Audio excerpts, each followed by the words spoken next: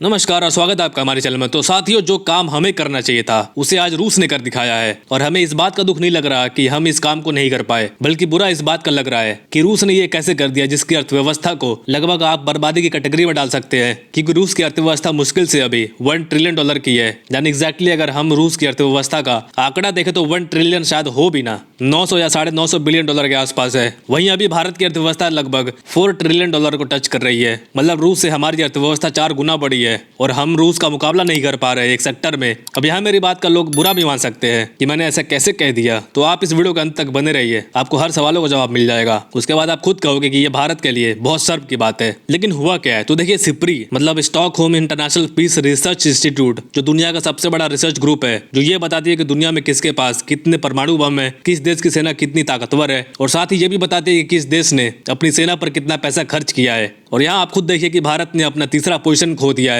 भारत अब दुनिया का चौथा सबसे ज्यादा मिलिट्री पर खर्च करने वाला देश हो गया है और भारत काफी लंबे टाइम से तीसरा स्थान पर था और हम ये भी कोशिश कर रहे थे कि इससे ऊपर भी ले जाएं, लेकिन अब ये मुमकिन नहीं लग रहा और हम इसे शायद कभी कर भी ना पाए। लेकिन भारत का तीसरा स्थान छीना किसने, तो इसका जवाब है रूस ने। जी हाँ, दरअसल रूस का जो मिलिट्री बजट था 2023 में वो $109 बिलियन के आसपास चला गया था। इसके मुकाबले भारत का डिफेंस बजट 2023 में मुश्किल से $83 बिलियन था। अब ये मैं मुश्किल से इसलिए कह रहा हूँ क्योंकि साल की शुरुआत में जब डिफेंस बजट अनाउंस हुआ था तो उस वक्त कहा गया था कि हम सेना पर इस साल सिर्फ $67 बिलियन ही खर्च करेंगे। लेकिन उसके बाद क्या हुआ कि चीन ने भारतीय सीमा पर लगातार अपनी सेना को तैनात करता गया। इसके अलावा पाकिस्तानी सीमा पर भी कुछ हलचल बढ़ी। ऐसे में हमारी सेना ने इमरजेंसी फंड मांगे थे सरकार से, इसलिए हमें $83 बिलियन तक खर्च करना पड़ा। वरना अगर चाइना इंडियन बॉर्डर के पास अपनी मिलिट्री बिल्ड नहीं करता तो ये 83 का आंकड़ा आपको 67 ही दिखता। अब ये हमारे लिए शर्म की बात क्यों है? अब देखिए, हमारी सेना को जो मैक्सिमम मिलिट्री बजट मिलता है ये जाता है सेनाओं के पेंशन में, सैनिकों के खाने पीने में, और हमारी जो मिलिट्री की मॉडर्नाइजेशन है वो बहुत तेजी से पीछे छूट रही है। सेना को हम एडवांस हथियार प्रोवाइड नहीं कर पा रहे हैं और इसका परिणाम क्या हो रहा है, तो हमारी एयरफोर्स के जो